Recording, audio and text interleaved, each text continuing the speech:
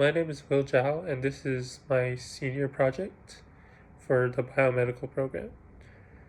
The name of my project is Optometry Shenanigans.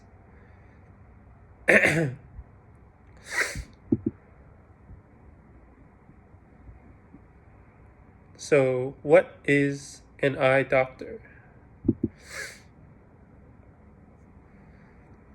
So to first find out what is an eye doctor, first we have to distinguish the difference between optometrists and ophthalmologists.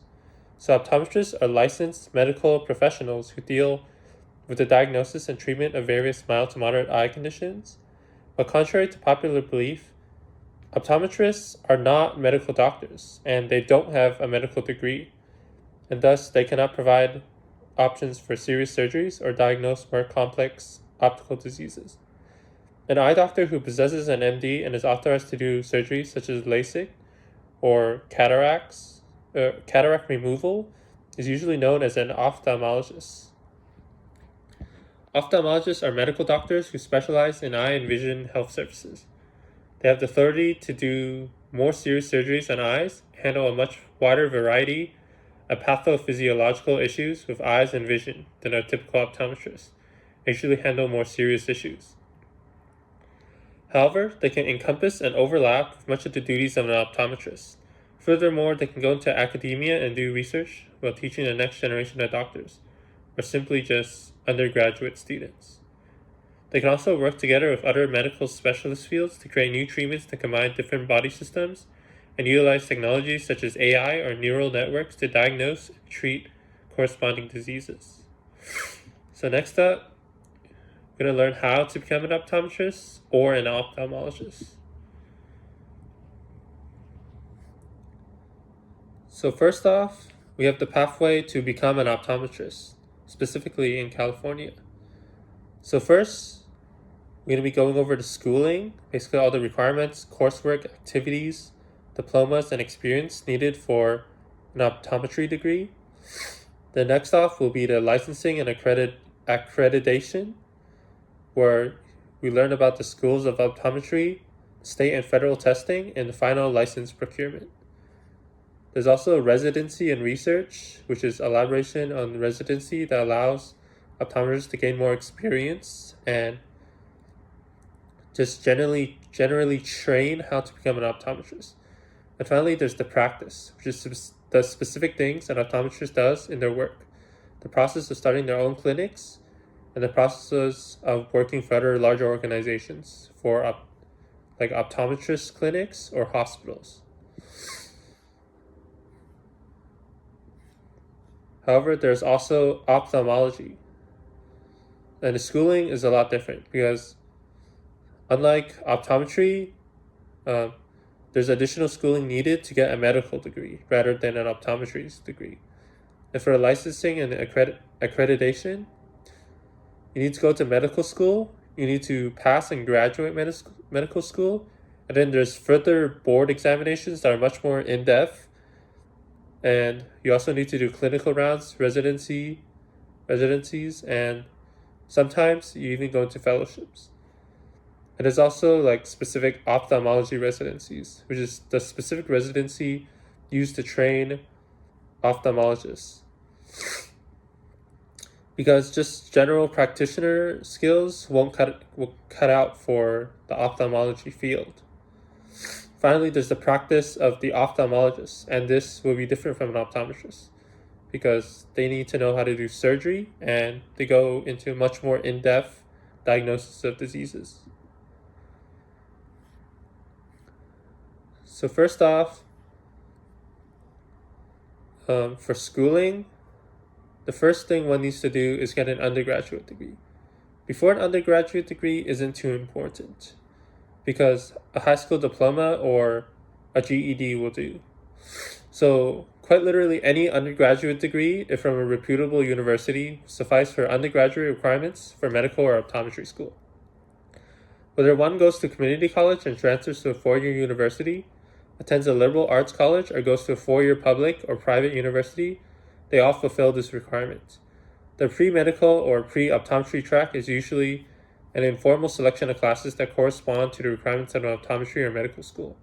These usually consist of a year of college-level writing or English, a year of biology with labs, a year of general chemistry with labs, a year of organic chemistry with labs, a course of biochemistry, and a year of physics with labs, as well as a year of math and other requirements for specific majors, such as human anatomy and physiology, psychology, economics, sociology, genetics, and microbiology. The most important thing is not the prestige of the undergraduate college or university, but the opportunities obtained and the ability to earn a high GPA. For medical school and optometry school applications, the ranking of the undergraduate university has little bearing on acceptances. What matters is the ability to take advantage of any and all resources and utilize them to the best of one's ability to pursue the field of medicine or optometry. And then next up is the MCAT, which stands for the Medical College Admission Test, or the OAT, which is the Optometry Admission Test. We'll also be discussing early assurance and the BSMD programs. So after taking most of the prerequisite courses for pre-medical or pre-optometry pathways, the MCAT or OAT is now able to be taken. The MCAT is a 7.5-hour long test that consists of 4 sections. There is a chemical and physical foundations of biological systems. There's the critical analysis and reasoning skills. There's the biological and biochemical foundations of living systems. And then the psychological, social, and biological foundations of behavior. These sections correspond to biology. You get to do case studies. There's also testing on chemistry and physics. But then there's also things like critical reasoning skills, and you also have to do a bit of reading. It's basically, if you imagine the ACT, which has an English section, a math section, a science section, and a reading section, the MCAT is basically the ultimate upgrade to that, catered to show preparedness to go into medical school. The OAT is a full multiple choice test that is 5 hours and 5 minutes long, consisting of 4 sections. There's natural sciences, including biology, chemistry, and organic chemistry, reading comprehension, physics, and quantitative reasoning. The OAT is it's less hard than the MCAT, but it is still it's still extremely difficult. And the people who usually take these might have to take it multiple times. But the thing is, there's a bit of a barrier to taking it multiple times, because you have to get a high score. For the MCAT, the ideal score is above 500, with most medical school applicants trying to get over a 510. And then the most competitive applicants being around 518 to all the way to like 530. For the OAT, optometry students usually want to aim in the higher 300s, with 320s or 350s being the norm. But if a student wants to skip the MCAT or OAT, actually I don't know if they offer this program for optometry students, but there are programs such as early assurance in certain colleges that allow undergraduate students to be accepted into their undergraduate schools, universities, medical school without any need for the MCAT or more applications. So if they can show like they have the potential and they have the ongoing grades, GPA, and general awesomeness to become a doctor, then they get to skip the entire process and they're automatically accepted into the medical school once they graduate with their bachelor's. There's also a system where you can apply as a high school senior to a college where they have a Bachelor's of Science and medical degree program, usually called a BSMD. Students are accepted into the undergraduate school and the medical school at the same time. So to bypass early assurance, which is usually applied to during the the undergraduate student life, the BSMD students are accepted straight from high school, which means they don't have to worry about any of the medical school applications. They're automatically in. But it has to be noted that early insurance and BSMD is only offered to the best students, the students that usually would have gotten accepted into Ivy Leagues, the students who are generally they're the top in the nation, or they're number one in a variety of things. So it's best not to bet on such programs. So here is some of the lists of required courses to apply to medical school as shown on the UCLA website. As you can see, there's a bunch of different requirements. So you don't have to take all the classes, but then just one or two of the classes is required. So you can take any of these. There's always a lot of variety. And as you notice, a lot of these classes, they overlap with the topics that the MCAT or OAT has.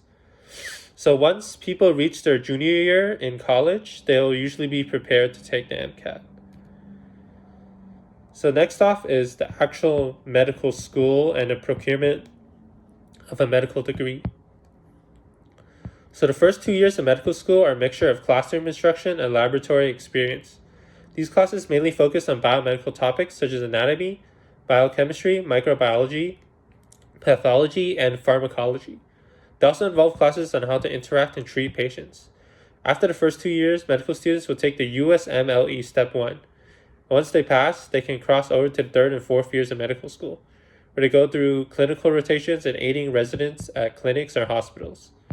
There's essentially long hours of practice experiencing the medical field as it is, interacting with patients, and gaining experience on medical skills through repetition. It is also a bit like being the resident slave for each rotation a student goes through. After this, the medical student will just have to take and pass USMLE Step 2, after which they can graduate and get their medical degree. However, you can become a doctor with just a medical degree. One big thing to know for medical schools is that some of them focus on graduate level biomedical type research, while others may focus on solely preparing students for the medical field. Others have a combination, so the particular medical school will have different priorities depending on what they prioritize in the medical education. Furthermore, there's the overall extracurricular activities that are important throughout all stages of schooling. So of course, the most important extracurriculars will be volunteering. So in the undergraduate years, it's not necessary for a medical or biomedical organization to volunteer for. It could be anything related to community service. However, if an undergraduate student isn't doing shadowing due to lack of time or they need to work a job for money, they could do clinical volunteering, or they could actually go work at medical facilities, and that would be an extremely beneficial type of volunteer or work for a medical application. So for example, you could go undergo training to become an EMT. You can undergo training to become a pharmacy tech, or you can even become a medical assistant. Furthermore, as previously mentioned, there's shadowing.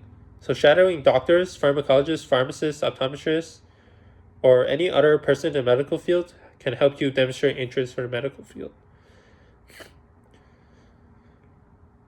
There's also internships. Doing internships helps show you have the appropriate skills and experience to demonstrate readiness for medical school. So you can get skills and potentially even be paid for it. Well, it's all overall just a learning experience for the field you're interested in. And finally, there's hobbies, because medical school isn't inherently based on GPA, MCAT, and medical extracurriculars. And they want to see some individuality to represent the creative, inquisitive, and innovative minds that medical students should have going to the field. So the most important thing is to join some fun clubs, regardless of whether they're related to the healthcare field. Doing sports, connecting with people in clubs is one of the most important things a student can do. In doing so, if you connect with enough people, it's possible you can unlock a lot of the other medically or career-focused options through networking. Sometimes people just offer various positions to you just because they know you really well. So me personally, for my plan, going back to the undergraduate degree, after I graduate this year, I will likely be going to the University of Southern California, and then I'll be working towards a biochemistry degree. And in between taking and getting an extremely high grade in all of my pre-medical requisite classes, like English, biology, general chemistry, organic chemistry, biochemistry, or even physics.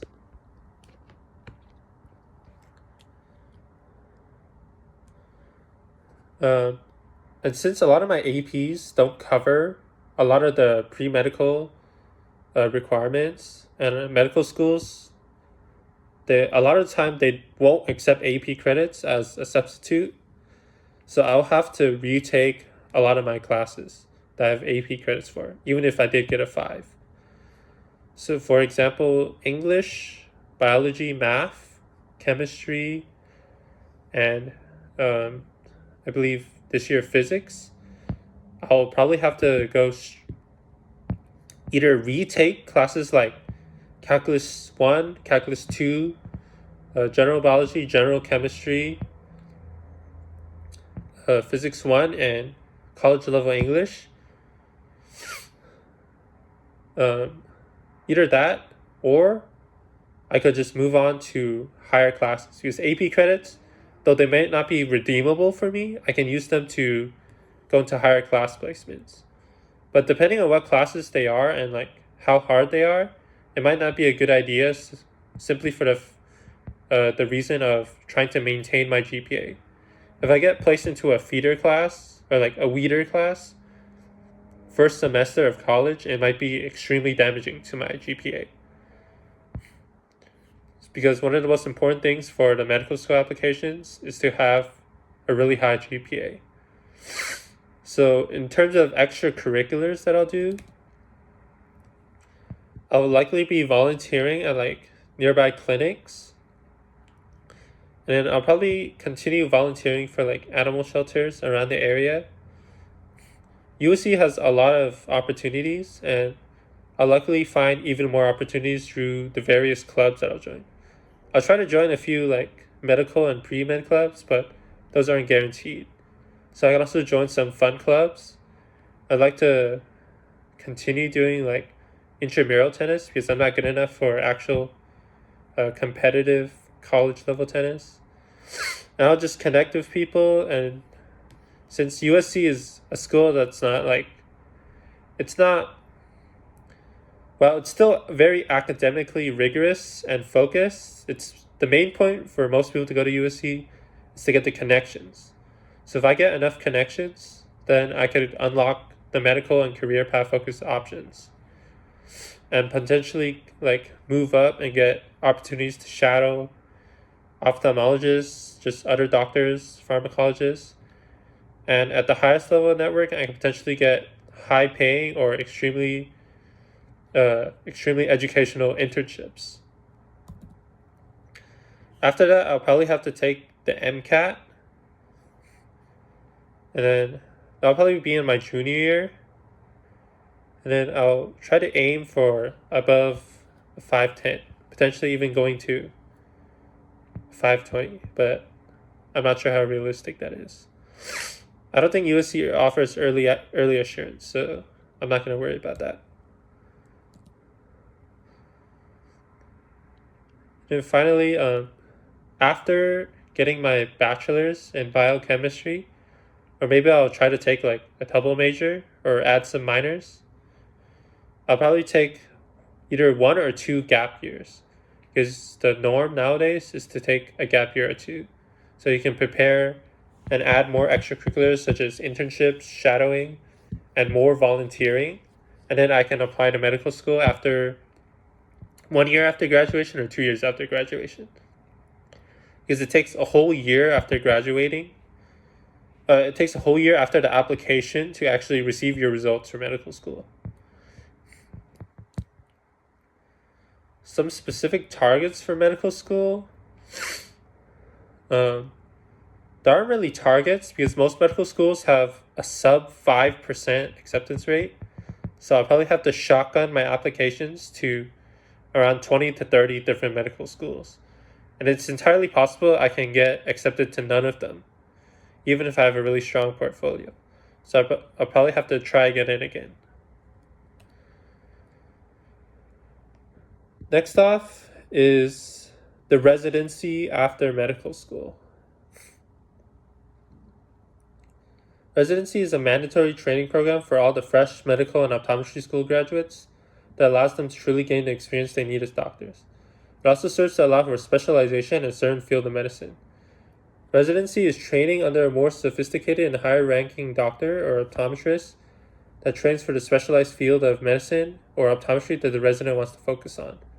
It can range from around 3 to even more than 7 years, depending on the specialty. So a first-year resident is usually called an intern, and after that first year, the resident is finally called an actual resident. So their responsibilities is usually watching the established doctors or optometrists go about their daily routine for things such as rounds on bedside patients, bedside procedures, surgeries, laboratory testing, or prescriptions and medication.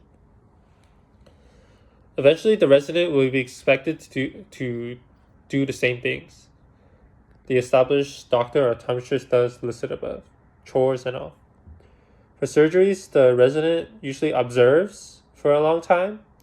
Then the medical professional will usually have them assist in smaller tasks, and then it will escalate to become larger and larger tasks until they're allowed to completely independently operate for small surgeries until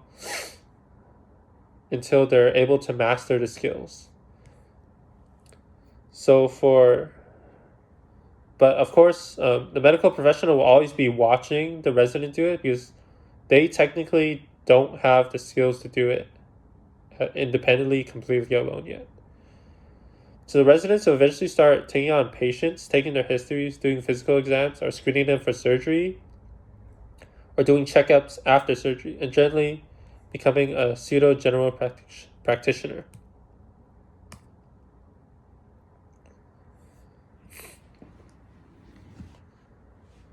So next off is the ophthalmology residency. So after graduating from medical school and passing the USMLE steps 1 and 2, prospective residents apply to the Electronic Residency Application Service, the ERAS, and are matched to the residency program through the National Resident Matching Program.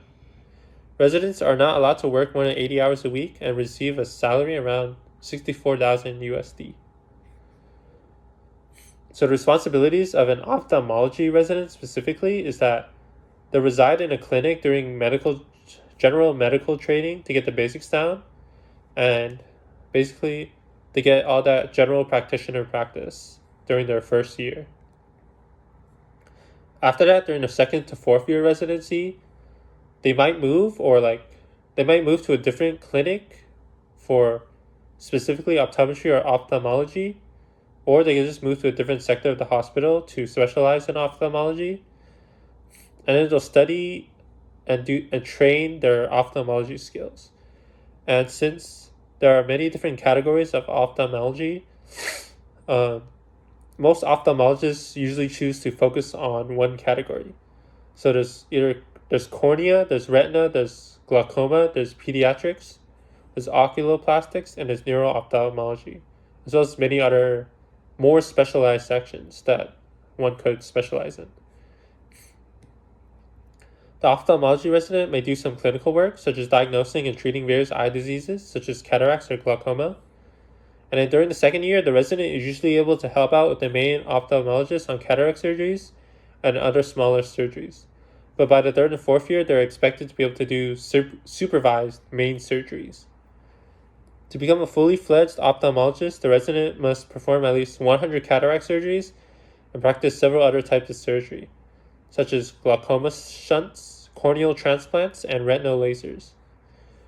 Further specialization, like for retina ophthalmologists, may require a few more years of a fellowship with a professional in the field they're doing. So while the residency might be a little less focused and more general ophthalmology, the super specialization for super high paying and super harsh fields of ophthalmology, they have to go with a fellow professional who's like at the top of their field. And then there's the final board exams. There's the ophthalmic knowledge assessment program, which is to gauge progress in learning ophthalmology for residents. And then they must take a board and oral exam to gain their specialized license for ophthalmology. Moving on, we have the licensing and accreditation. So we have the USMLE, which is the United States Medical Licensing Examination. And as previously stated, you have the first two steps, which are taken in medical school, while the third and final step is taken to finish off residency, which is usually finished after graduating medical school. It tests ethics, clinical skills, ability to practice medicine safely, and much more. After passing the USMLE, a medical license can finally be obtained. In California, the Medical Board of California will grant a medical license to those who pass the USMLE Step 3. However, to get the license traditionally, considering one is not doing an MD PhD program, you have to finish all 3 steps of USMLE in 7 years. And since the field of medicine is always changing, a doctor has to renew their license every 2 years.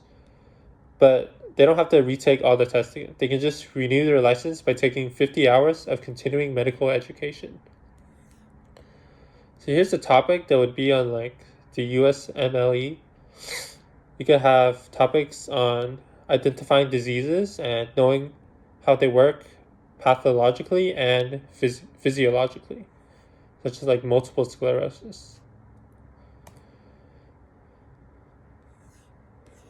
And coming up, there is the optometry practice. So optometrists usually work 68 hours a day, but since vision care isn't necessarily urgent, there's no need to be on call 24/7. They mainly oversee eye care, eye health, vision correction, and eye rehab.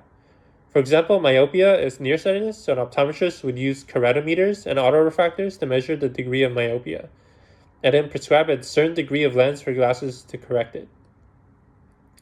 They'll also prescribe atropine eye drops to prevent myopia from progressing early on in childhood. Atropine, it affects the muscles in the eye, so then it stops like the overall retina and lens shape from changing over time. Because as children grow, their eye shape may change a lot. Optometrists can also diagnose and treat glaucoma or dry eye. So next up, we have the ophthalmology practice. So ophthalmologists, unlike a lot of other medical professionals, they only work half the week, around 3 to 4 days a week, with surgeries usually being delegated to 1 or 2 days a week. There are many different fields of ophthalmology, and ophthalmologists usually focus on just one of these. So you have cataract or refractive ophthalmologists, which focus on LASIK, refraction correctment, and lens replacements for cataracts. You have the retina ophthalmologists, who focus on diagnosing and treating diabetic retinopathy and macular degeneration. You have the glaucoma ophthalmologists, who do medical and surgical management of eye pressure. You have pediatric ophthalmologists, who may focus on treating the eye conditions of kids.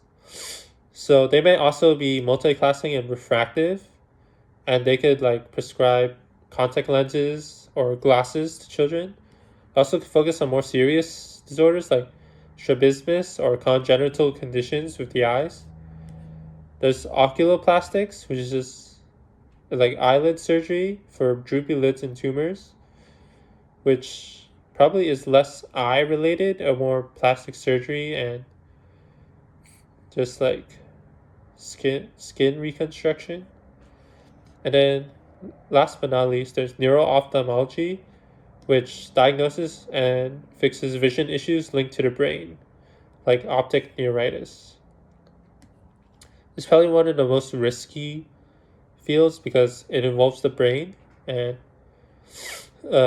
probably need to specialize a lot in like neurosurgery for things like this, and that's a lot riskier. It could affect it could cause the patient more pain if it's messed up, and there's probably a higher chance of medical malpractice lawsuits. So a week in the life of an optometrist or ophthalmologist is that they might come in on every other day, or like Mondays through Thursdays, or perhaps Wednesdays through Saturdays. They'll come in, they'll check everyone in, they have the staff. Usually they'll have the paperwork prepared the day before. And then depending on an optometrist or ophthalmologist, they'll have a bunch of patients cycle through on appointments. And then they might consult on a bunch of different things. Like optometrists, you usually have kids, old people, adults, just people from all walks of life coming in for mainly mild things like picking up contact lens solution, coming in for a checkup, or treating like infections and stuff like that.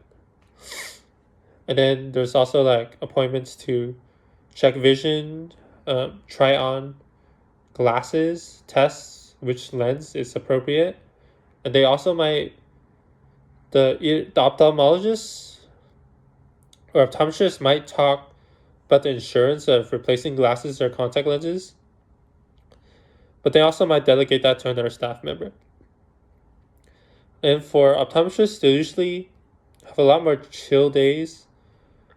At the most, like the most serious things, they might prescribe antibiotic eye drops or various other medications that are less serious, like atropine. But for ophthalmologists, they might have to diagnose more serious diseases like tumors, macular degeneration, diabetic retinopathy, other diseases that were previously mentioned.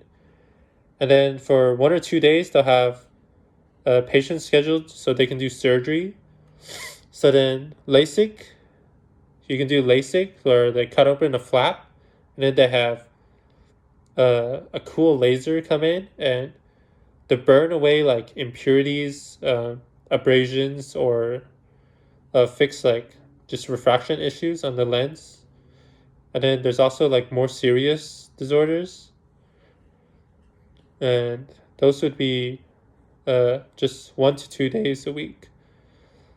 Usually cycling through like 10 to 20 patients during a surgery day.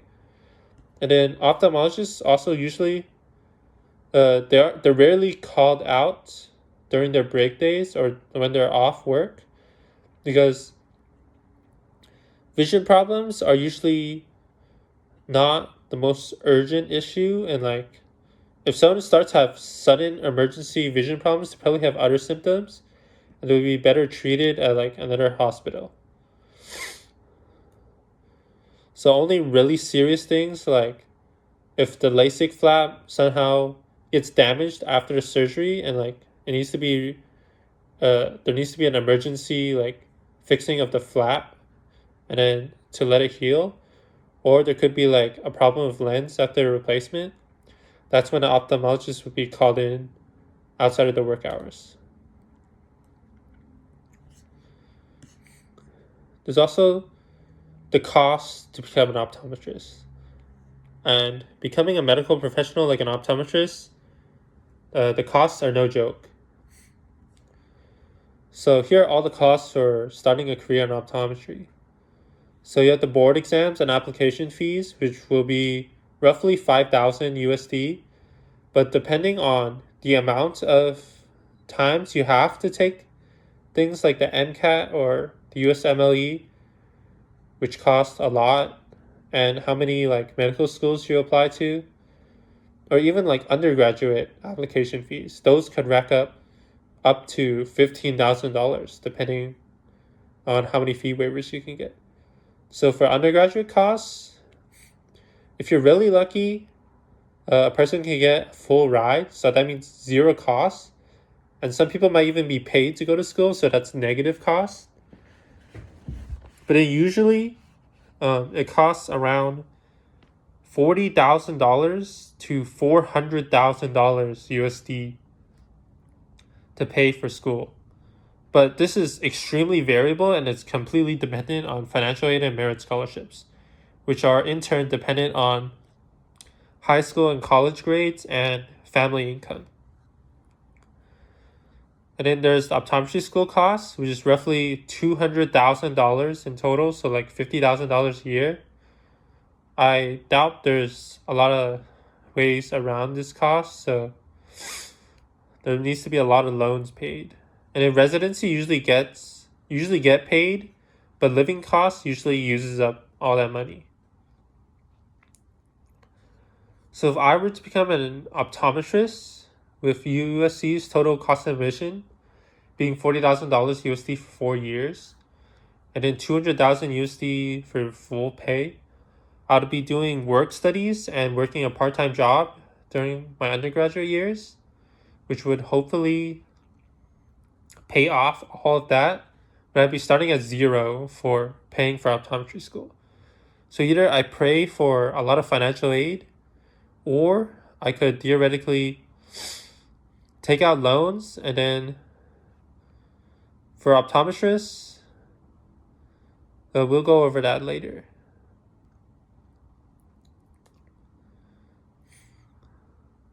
So for the cost of ophthalmology, because you need a medical degree, it's going to cost a lot more. So board exams and application fees are the same, roughly $5,000 to even $15,000 USD. Undergraduate costs also the same, $40,000 to $400,000 USD full pay. There's the medical school costs, which are the real deal breaker and are also different, much more expensive than optometry school.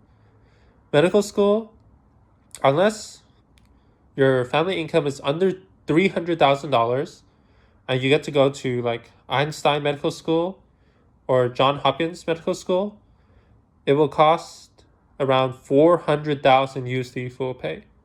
The other medical schools I just mentioned, if you're under a certain income, then you're guaranteed to pay zero tuition. But that's because those schools get extremely large endowments from private donors like Michael Bloomberg. And then residency also pays you, but then like living costs will reduce that to zero. As previously mentioned, USC costs $40,000 USD for 4 years. So for me to become an ophthalmologist, the total cost would be around, for me, 45 plus 400,000, 445,000 USD. So moving on.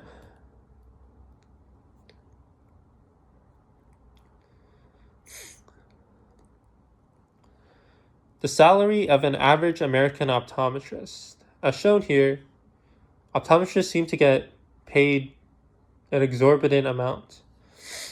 But Indeed.com says that optometrists in California earn an average of 300,000 USD, with lows at 200K USD and highs around 500K USD. That's a lot of money. And speaking from before, for the optometry costs, it's roughly $245,000, give or take, roughly a few tens of thousands of dollars. But either way, the pay is extremely high. So judging my 4 years of undergraduate at USC, and then 2 years of gap year, which means a lot of living costs, and then 4 years of medical school, and then excluding residency, which will basically be net even. I probably won't be losing money, but I won't be gaining a lot of money either. So after I become an optometrist, theoretically, if I made the exact average for California, 300K, and I set aside half of that for paying off loans, so after taxes, it would probably be like around 250K, so 125K for paying it off. I could theoretically pay off every single loan in 2 to 5 years, depending on how I partition the money I get. And 125K is way more money than my family makes right now, so I think it would be extremely livable. So next off, there's the salary of the average Californian ophthalmologist.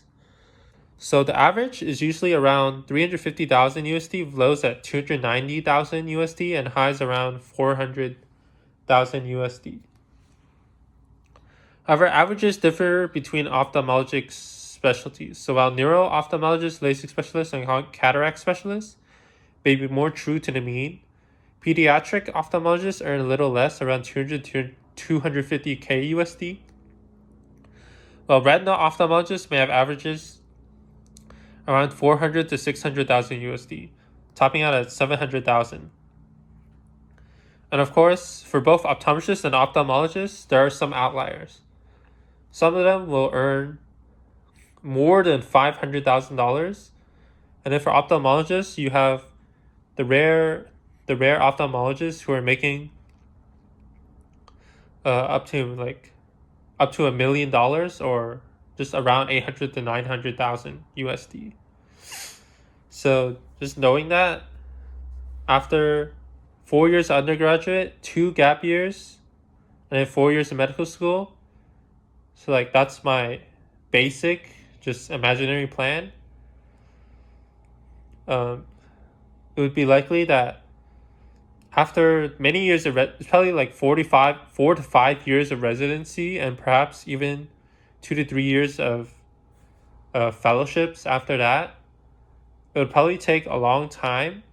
So like starting from now, it would probably be around even 15 years. But then after 15 years, I could pay off the 445,000 debt in loans. Oh shoot, wait, there's interest. But either way, it's likely that all the debts, all the loans, even with interest, can be paid off in 5 years, just because the average is making so much money. But of course, there are exceptions, and there's no guarantee that this will stay the same in the next 20 years. Next off, why I chose careers for eye healthcare. So mostly I just thought it would be funny if, for me, when I'm in biomed, I'm always complaining I can't see the board, and like everything is extremely blurry today. So I undertook the ultimate life goal of becoming an ophthalmologist. Doing so, I had to do my senior project on my future career goal of becoming an ophthalmologist, because it's simply the easiest thing to do, and also because I get to learn more about my future career path. So I was also able to get like an internship shadowing opportunity with my optometrist clinic, because I've been going there as a patient for nearly 11 years at that point. Some other points of why I chose ophthalmology is because I wanted to give back to the community, just as my optometrist did for me. And ophthalmology has a lot of money in it, with less risk of patient death and doing surgery. Like, these are really minor motivations, not really major. So some of my experience doing shadowing and internship work at an optometrist clinic. So here's a picture of me inside the clinic. Here's a picture of the outside. It's called 1234 Eye Care. There's like a really tiny waiting room with a mini like glasses section. And look, just like this area is mostly for consulting with patients on how to pay. This clinic likes using Bitcoin for payments, which I think is really weird. And here's like a side view of like what's in front of the counter. You got like little Chinese decorations I usually see in Chinese restaurants. And then the 1234 Ortho K Vision Care sign. Very cool. The place is kind of cramped. So I learned about the importance of monotonous tasks done over and over, the menial chores for maintaining equipment and data, and the cleanup process for a clinic, and the significance of medical professionals in the community. That's what I learned from the professionals, the staff, and the the resident optometrist, uh, Dr. Wu. So for my duties during the shadowing and internship, most of what I did was just watch the staff move stuff around, make phone calls, and clean lenses. Occasionally there'd be like training for staff members, teaching like the little kids how to put on the hard corrective contact lenses. Sometimes I also clean the cases for those contact lenses, but for most of the time, I just organized patient files in alphabetical order. Like I transported certain files for a patient's appointment later in the day. And at the end, I helped the staff turn off the machines and close up the clinic for the day. So like, basically just taught me the importance of hard work and the importance of like having a designated system.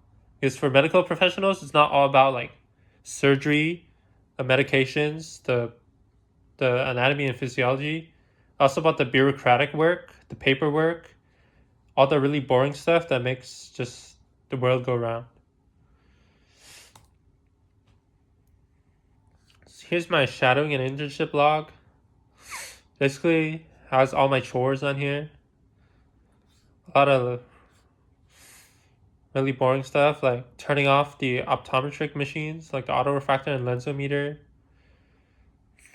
just cleaning up trash, shutting down the clinic at the end of my like shifts, finding patient files. So how does this all relate to the biomed pathway? The biomed pathway at Glen A. Wilson High School led me to choose the field of optometry and ophthalmology for my senior project. So basically, I joined the biomedical pathway extremely spontaneously. I just saw on the course list in middle school, so I chose it. I didn't know it would just completely set my life goals for the rest of my life. But then, as I just went along with the pathway, it just happened. There's a really cool optics lesson during biomedical innovations, and though I had already chosen ophthalmology for the project for reasons of my own, basically what I said beforehand, like it cemented my desire to do ophthalmology, and I got a lot of more information for my project. Like it just sparked a lot more interest for the field. So some of the cool things from that assignment were experiencing a simulation of various eye diseases, experimenting with the way light is shown on the retina, and simulating certain conditions such as myopia, hyperopia, and other refraction disorders, even testing out color and peripheral vision. So here's some advice for the freshmen in biomed. So do your homework, and for the pre-med students in biomed, which is like a lot, remember that the prestige of the college does not matter for pre-meds. That is because what matters is medical school and not the undergraduate degree. What really matters is getting the highest GPA and getting those extracurriculars in. Because medical schools don't look for how highly your school is ranked, how well your school is known. What really matters is what you do. So get involved in extracurriculars to build experience for the future. Go out with friends and have fun in high school. And most importantly, don't get burnt out. You have to keep your work-life balance intact, or else you'll have physiological repercussions beyond anything you can handle. Most importantly, you have to get your sleep. With no sleep, there is no life. So here's why biomed is goated. Biomed is goated. It's so goated that I ended up choosing biochemistry as my major because of biomed. So biomed essentially introduces students to the pre-medical side of academics and helps them get involved in the medical field long before most people even think about wanting to become a nurse or a doctor. So to become a pre-med, I realized that I had to gather all my knowledge about lab procedures, case studies, lessons in biology, such as disease etiology, anatomy, physiology, and like other stuff like epidemiology, and then also lessons on chemistry, such as like actual biochemistry and AP biology and previous years of biomed. It's like labs on DNA replication, gene editing, column chromatography, and a lot of other stuff. So the best bet for me was to continue such a path to the medical field, just combine everything together into one major, which I thought biochemistry represented the most. An advice to all the freshmen at Wilson: to do the things you're passionate about. Don't do the things like random internships, research papers, or start nonprofits just because you want to pad out your college applications. Don't take on a million leadership positions so you can list them as impactful extracurriculars. Like, it's so not genuine. And everyone can tell. You want to do things that you genuinely like. What the application officers really want to see and the admission officers really want to see is that they want to see genuine dedication. They want to see your genuine passion for a specific set of activities. You can do a lot of things if you genuinely really like them. But what they really want to see is a spike. Like, just one thing you're really good at, and one thing that like you stake your entire life on. It doesn't have to be like an academic subject. It could be like a sport. It could be like games. It could be art. It could be literally anything. But what's most important at the end of the day isn't studying. It's just pure passion. And you want to show that through your actions. You don't want to do something so like not genuine, like a non-profit, which barely does anything. You're just like embellishing stuff on your college applications. And if you genuinely don't like a thing you're doing, it's okay to just drop it. Because then you can focus on other things that you really like. Basically, the end goal is to have fun. Because high school isn't for grinding. It isn't for like working so hard that your mind is completely destroyed and your body is basically just powder by the end of high school. And that's pretty much it. Also have some fun facts about ophthalmology. So myopia is nearsightedness. It means your eyeball is too long and your cornea is too curved. And like you have a concave lens. So now myopia, you just can't see far away. And then you can just see close to you. Everything else is blurry. Hyperopia is the opposite of this. Your eyeball is too short, your cornea is too flat. You have a convex lens. So everything close to you is now blurry and everything far is clear. So for astigmatism, there's cylindrical lens and a regular cornea and lens curvature. So this makes you see double and like it makes the light extremely bright. And since I have this, like it's really hard for me to drive at night. Because every street lamp is like a blinding star in my eyes and I can't see the road. Finally, there's presbyopia, which is age-related lens stiffness, which means the muscles, the ciliary muscles in your eyes, aren't able to change the shape of the lens, and thus things become like really hard to see. That's why old people get reading glasses, because they can no longer see that well. Here's a representation of myopia. So usually the image would be the image on this like point of light focusing would be directly on the retina.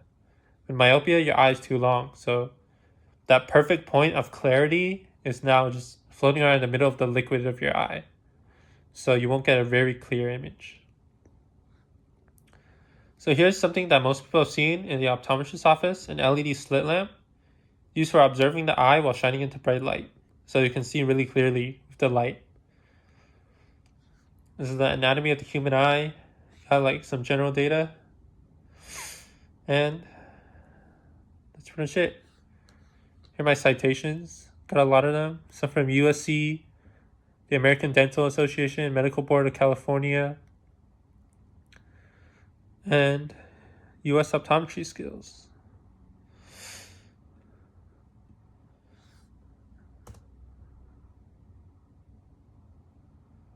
That's it.